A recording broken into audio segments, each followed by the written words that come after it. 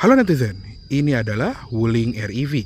Nah, di seri ABC-nya Wuling ya. Jadi di Indonesia kan ada 3 mobil listrik yang dijual oleh Wuling, REV, Bingo, dan Cloud. Jadi ini adalah seri tertinggi dari Wuling ABC EV ya, dari Wuling di Indonesia. Dan yang spesial ini adalah Wuling Cloud EV Lite yang baru saja diluncurkan di IMS 2025 kemarin. Dan yang kerennya juga, kita sekarang sudah bisa memiliki Wuling Cloud EV dengan charger jenis baru yang CCS2 ya. Kalau tadinya kan dia port chargernya tuh GBT yang masih standar Cina, dan sekarang Wuling sudah membuat Cloud EV versi CCS2, jadi lebih mudah, dan makanya ini bisa menjadi salah satu kandidat mobil listrik pertama gua. Dan ini gua honest review ya, karena ya ini gue pinjam dari Wuling buat review jalan gitu. Nah, sekarang kita lihat ke interiornya dulu.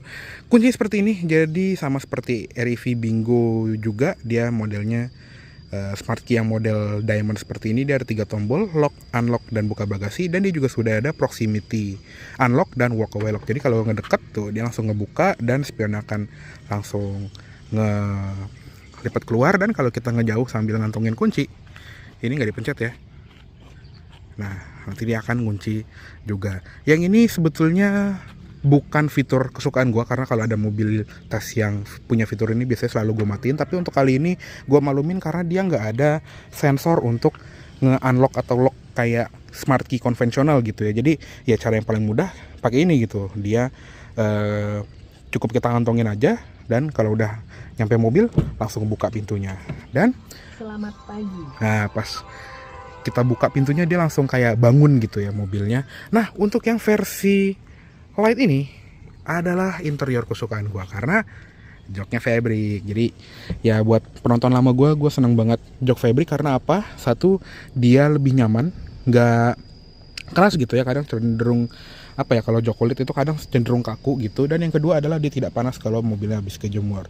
Tapi dibandingin versi Pro, dia nggak electric seat nih sekarang. Tapi tetap oke lah, dia tetap ada head adjuster, tetap ada recline sama sliding. Menurut gue itu udah lebih dari cukup. Dan bedanya sama yang tipe Pro ya, yang tadinya tuh tipe satu-satunya dari Cloud, itu dia nggak ada side airbag. Jadi airbagnya di sini cuma 2 di depan aja. Tapi ya udahlah ya.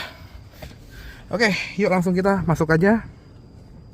Nah, interiornya ini jujur li masih mirip seperti Cloud EV yang sudah dijual dari tahun lalu gitu ya. Jadi setirnya masih 2 palang seperti ini, yang modelnya tuh lucu banget ya. Dia juga ada pengaturan yang lengkap, tilt teleskopik, sudah dilapis kulit, dan tombol pengaturan audionya dia ada di sebelah kanan.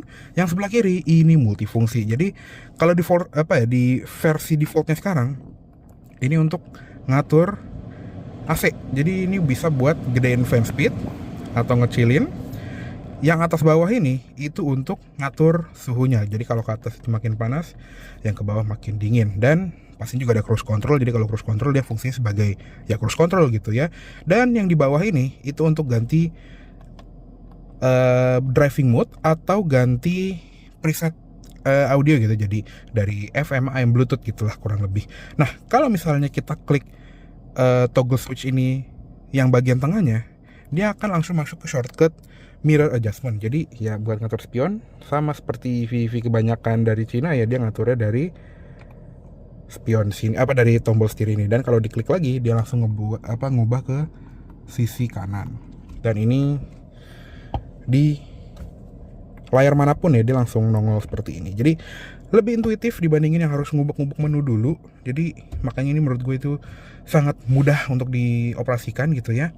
Dan di balik setir ini juga shifternya cukup konvensional EV kekinian gitu ya, yang modelnya tuh di kolom setir gitu ya. Cuman yang gue suka itu adalah kita harus learning curve lagi, karena kebiasaannya kalau shifter yang ada di kolom setir itu biasanya di sebelah kanan, kayak Mercy, kayak Neta, atau ya mobil-mobil zaman sekarang yang gear shifternya ada di steering column biasanya kan sebelah kanan ya. Nah ini dia di kiri, jadi kadang suka ketukar gitu sama sen dan shifter gitu, yang menurut gue tuh agak perlu pembelajaran lebih. Dan jadinya lampu sen sama ngedim itu nggak berubah tempatnya. Dan di sini juga tetap ada tuas untuk wiper ya, dia juga sudah auto wiper, dan dia juga auto headlamp. Nah, untuk instrument clusternya ini sama seperti REV yang REV nggak tuh, Cloud EV yang tipe Pro atau tipe yang tadinya sudah dijual dari awal pertama kali dia keluar ya. Jadi di sebelah kiri itu ada power meter untuk tenaganya berapa, odometernya dan tripnya berapa, sama ada persentase baterai dan sisa jarak tempuh. Yang sebelah kanan itu untuk speedometer, di atasnya ada gear shifter, dan untuk ganti-ganti MID-nya itu tinggal klik tombol yang kanan ini, baru nanti kita scroll atas bawah. Jadi sudah ada TPMS juga, sudah ada motor speed, voltase, dan current-nya juga, yang dimana itu sudah cukup ya, menurut gue udah lebih dari cukup. Dan di tengah sini juga ada gambar mobilnya yang intuitif, jadi kalau kita injek rem, dia ngerem juga. Kalau kita ngesen, dia sen kiri nyala, sen kanan nyala. Begitu pula kalau kita nyalain hazard, dan lampu pun juga gitu tuh, jadi ada lampu senja. Oke, lanjut lagi ke sebelah kanan. Di sini ada ventilasi AC, bisa dibuka tutup, dan ada cup holder di atas sini yang cukup mudah untuk digapai. Di bagian bawah juga ada electronic parking brake, ada opsi untuk membuka kap depan, dan pedalnya juga model biasa gitu ya. Sama di sini ada satu switch untuk kill switch gitu ya. Jadi untuk matiin si mobilnya. Jadi kalau ditekan, nah udah mati nih. Jadi semacam buat matiin mobil kalau misalnya ada emergency atau ada apa-apa. Tapi untuk nyalainnya ya seperti EV kekinian yang gak ada start stop buttonnya, tinggal injek rem, dia langsung bangun lagi. Nah, untuk di bagian door trim ini juga mirip seperti Cloud EV yang model tertinggi. Jadi di atasnya memang plastik keras. Di sini juga ada grab handle yang warnanya tuh kayak rose gold gini, dan door handle-nya ada di bagian depan. Di sini juga cover speakernya ada banyak ya, tapi dia cuma 6 speaker di mobil ini. Jadi mungkin ada yang kosong nih antara yang ini atau yang ini. Pokoknya dia nggak 3-way, tapi kalau misalnya kita mau modif jadi 3-way itu sudah ready lah istilahnya tempat dudukannya. Dan yang berbeda lagi dibandingin REV tipe tertinggi itu adalah dia nggak ada ambient light. Jadi kalau di tipe tertingginya yang di tipe Pro tuh ada ambient light di sekeliling speaker ini, tapi ya kalau mau nambah sendiri juga bisa kan ya. Di sini juga ada power window yang sudah all auto, jadi nggak perlu ditahan lagi, dan ada tombol central lock di belakangnya. Door pocket sama cup holder juga besar, bisa naruh botol 3 air mineral gitu ya. Di atas ini juga ada sun visor yang sudah ada cermin dengan lampunya. Spion tengah manual dimming, ada satu lampu kabin di bagian sini, dan sayangnya kalau di lampu kabinnya Cloud ini ya, dia juga ada lampu di belakang di bagian grab handle, tapi dia nggak ngikut door switch yang ini. Jadi kalau door switch ini untuk di lampu depannya doang, yang ini untuk nyalain permanen gitu ya, kayak gini. Dan ini ada tombol untuk lampu hazard. Yang sebelah kiri sini juga sama, sun visornya ada cermin, card holder, dan vanity lamp. Nah, lanjut lagi ke bagian dashboard tengahnya, yaitu di bagian layar infotainmentnya, dia mengecil ya dari 15-an inci menjadi 10,1 inci di varian Lite ini. Yang menurut gue itu tidak apa-apa, karena ya nggak apa-apa gitu layar kecil gini gitu. Kalau gue sih nggak yang demen layar gede-gede gitu ya. Yang penting itu adalah shortcut untuk sistem-sistemnya gitu ya, itu mudah dioperasikan. Jadi kalau setting mobil di sini, terus untuk quick shortcut kayak buat ganti drive mode, stability control, terus untuk ngatur spion sama energy recovery itu ada shortcutnya di sini. Lalu dia juga sudah ada kamera mundur, dan yang di tipe Lite ini dia memang nggak punya kamera 360 ya seperti yang tipe Pro, tapi menurut gue masih oke. Dan yang spesial dari REV setelah improvement di IMS 2025 kemarin itu adalah wireless Apple CarPlay dan Android Auto. Jadi sini ada aplikasi Phone Link, kita tinggal sambungin ke Bluetooth-nya yang ada di sini. Nanti udah kita bisa koneksi Apple CarPlay dan Android Auto wireless gitu ya. Jadi lebih canggih dibandingin versi yang awal. Dan untuk panel AC-nya itu di bagian bawah sini. Jadi lengkap, dia ada zona AC yang bisa ke kaki, kaca depan. Terus untuk temperaturnya dia cuman low 2, 3, 4, 5 sampai high lah ya pokoknya, tapi dia tidak ada heater. Dan ini berfungsi banget ketika malam hari, karena di high ini AC-nya pun masih sangat dingin. Jadi ini cuma ngurangin dingin doang, bukan nyalain heater, yang dimana AC-nya Wuling itu kan selalu kayak pabrik daging ya. Terlalu dingin, sumpah sering banget gue matiin deh.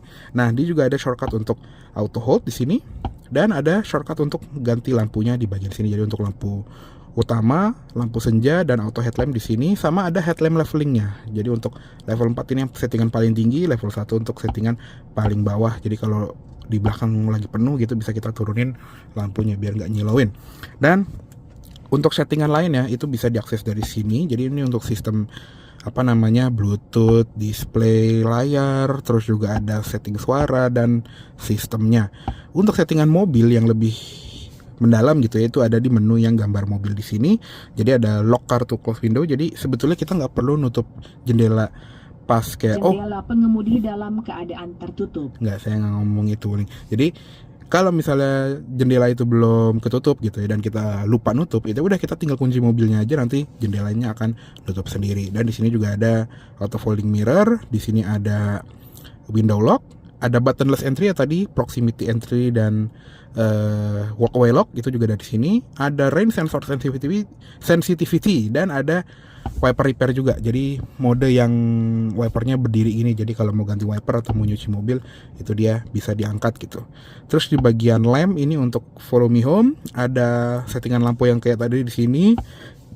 Terus di bagian drive ini juga ada mode berkendara, ada eco, normal dan sport, dan dia juga ada Eco Plus. Jadi kalau Eco Plus ini juga fitur yang sangat gue suka karena dia itu bisa ada speed limiternya ya. Jadi kalau di Eco Plus dia limitnya di 82 km per jam. Jadi gue suka banget karena gue nggak perlu injek gas akseleratornya terlalu ngatur gitu ya. Bisa sih pakai cruise control, tapi gue memang nggak suka pakai cruise control orangnya, karena kalau cruise control itu ketika ketemu tanjakan, mobil itu pasti akan ngegas untuk menyamai kecepatan yang sudah kita set ya. Tapi kalau misalnya kita pakai speed limiter, ya udah kita pentokin aja sampai si speednya itu mentok gitu ya. Karena kalau di speednya 82, ya udah kita sedalam apapun kita injek gas, dia tetap akan ditahan sama speed limiternya di 82 km per jam. Which mean ya udah kaki kita nggak akan pegel untuk ngatur-ngatur laju mobil gitu. Nah tadi ya menu yang di sini, tombol yang di bawah ini bisa dialihfungsikan menjadi media source atau ganti mode berkendara. Terus di brake pedal feel juga bisa diatur mau comfort, standar atau sport. Gue saranin sih lebih di comfort ya, karena kalau di sport tuh remnya tuh ini banget, responsif banget, jadi mungkin butuh pembiasaan lagi. Tadi ada auto hold, stability control, dan trip reset. Ya, jadi untuk head unit sih kurang lebih segitu aja ya. Paling ada display untuk energy flow, charging schedule, energy curve, dan gitu-gitu ya, sama buat nyalain wireless charger. Udah simple, sisanya gitu doang. Jadi enaknya kalau di Cloud EV yang tipe light ini, dia tidak ada ADAS. Jadi dia nggak perlu matiin AEB, nggak perlu matiin lane keep dan lain-lain gitu ya. Which means orang tua gua, terutama bokap gue yang gaptek, itu bisa langsung nyetir mobil ini, nggak pakai matiin ini, nggak pakai matiin itu. Jadi cukup pindahin ke D, udah langsung bisa jalan gitu. Jadi lebih mudah untuk gua ngajarin bokap gua juga nyetir, karena kan ya beliau butuh mobil yang simple gitu, karena mobil zaman sekarang ribet ya. Lanjut lagi di bagian bawah, di sini ada ventilasi AC yang sama seperti di kiri kanannya, bisa dibuka tutup, dan dia modelnya tuh satu garis gini ya, jadi lebih mudah. Lebih enak gitu dilihatnya. Kayak mobil Eropa yang sekarang kayak gitu ya, R3 juga gitu sih. Nah, di sini juga ada 3 buah cup holder yang dia ada kayak separatornya gini. Jadi bisa jadi storage yang lebih besar.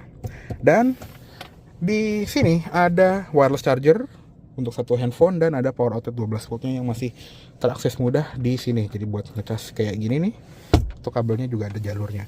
Di bawah center console ini juga ada tempat penyimpanan yang gede banget, dan ada 2 buah USB-A. Ya, di sini memang USB-A semua ya, belum USB-C.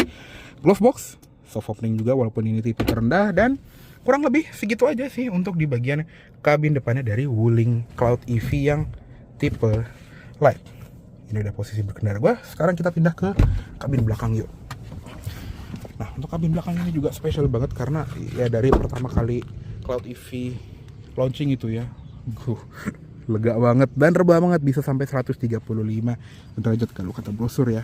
Ya, jadi segini leganya kabin baris kedua dari Wuling Cloud EV. Ini yang bikin gue makin yakin juga sama mobil ini, karena ya keluarga kecil gue, walaupun gue belum nikah gitu ya, tapi soon to be kan pasti akan ya. Jadi butuh kabin yang lega tapi yang gak ribet juga. Jadi makanya nih oke banget, dan headroomnya juga aman ya. Kalau misalnya kita lihat nih, di sini masih ada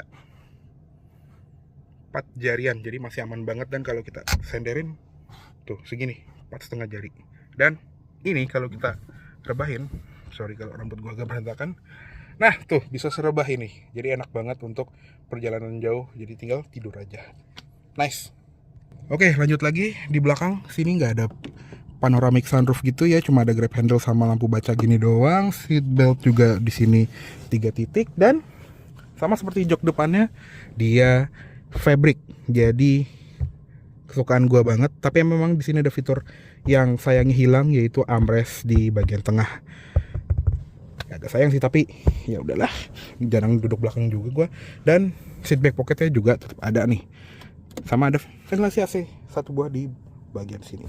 Ada 1 USB juga di bagian bawah, dan ya udah gitu doang sih untuk di bagian kabin belakangnya. Untuk di bagian door trim belakang ini juga sama seperti di depan, jadi atasnya plastik keras, di bagian sini empuk. Switch power window-nya all auto, dan cover speakernya juga ada 3 nih, tapi yang isi kayaknya cuma 2 ya kalau di belakang, karena di belakang itu nggak ada tweeter. Oke, sekarang kita lihat ke eksteriornya. Oke, sekarang kita lihat ke kap depannya dari si Wuling Cloud EV yang tipe Light ini.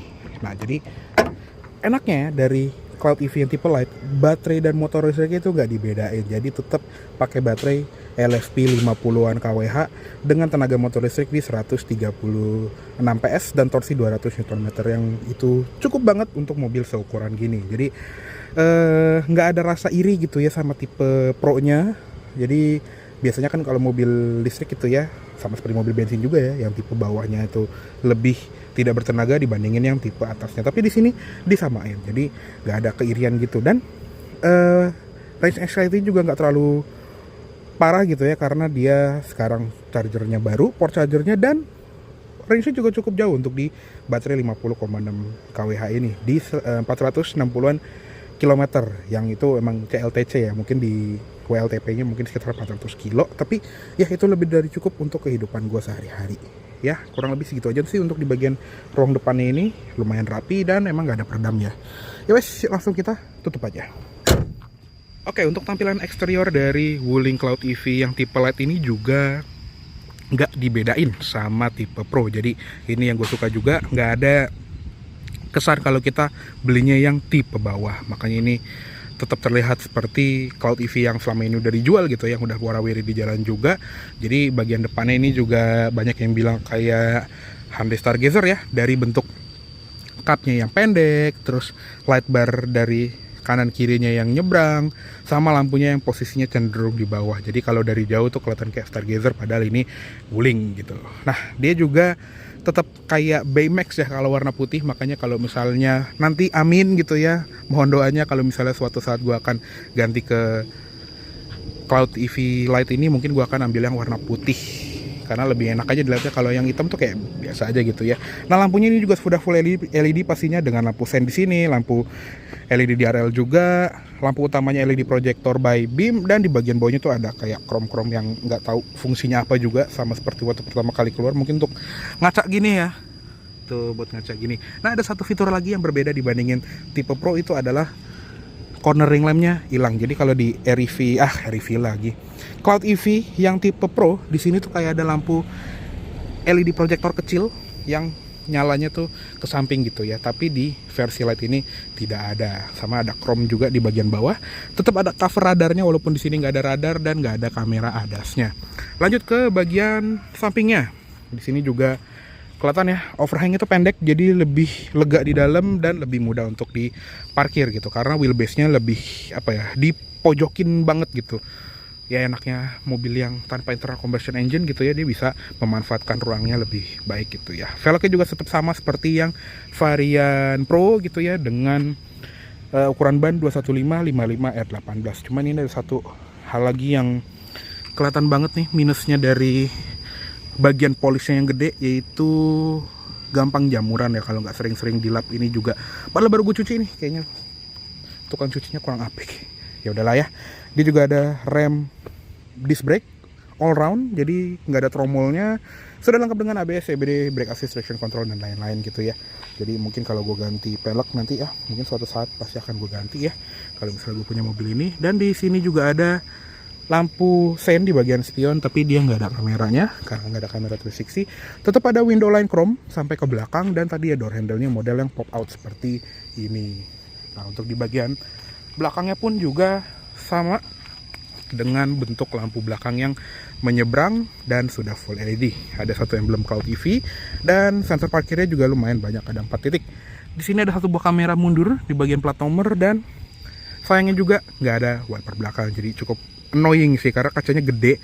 Tapi setidaknya ini seinget gue adalah Wuling pertama di Indonesia yang punya defogger belakang. Jadi walaupun nggak ada wiper, tapi ya bisa ngilangin embun sih ya.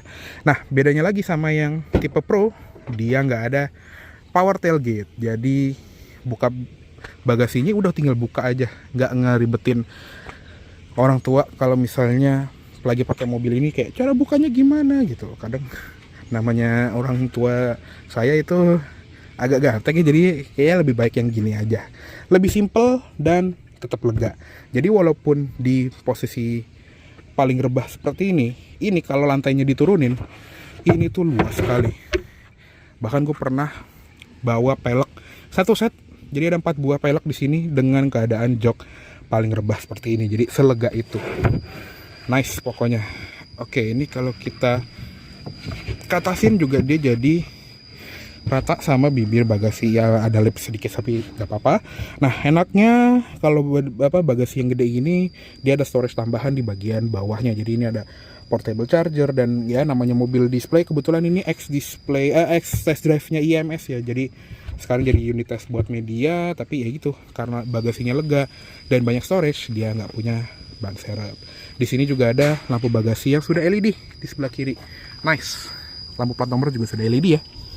Nah, sekarang kita akan lihat charging portnya. Jadi ini yang perbedaan yang paling bikin gue makin tertarik sama mobil ini, yaitu sekarang sudah pakai AC Type 2 chargernya sama DC Type 2, DC CCS2 maksudnya, dengan charging speednya yang lumayan cepet ya. Dan berdasarkan klaim Wuling ini waktu pengecasannya itu 30 menit ya, dari 30% sampai 80% menggunakan DC charger. Jadi menurut gue sih udah lebih dari cukup ya. Walaupun tadi basah juga tetap aman karena dia ada IP67, jadi insya Allah aman. Oke, cukup segitu dulu untuk review dari Wuling Cloud EV tipe light ini. Mohon maaf apabila ada salah kata-kata dalam penyampaian review. Terima kasih baiklah menonton. Sampai jumpa di video selanjutnya. Jangan lupa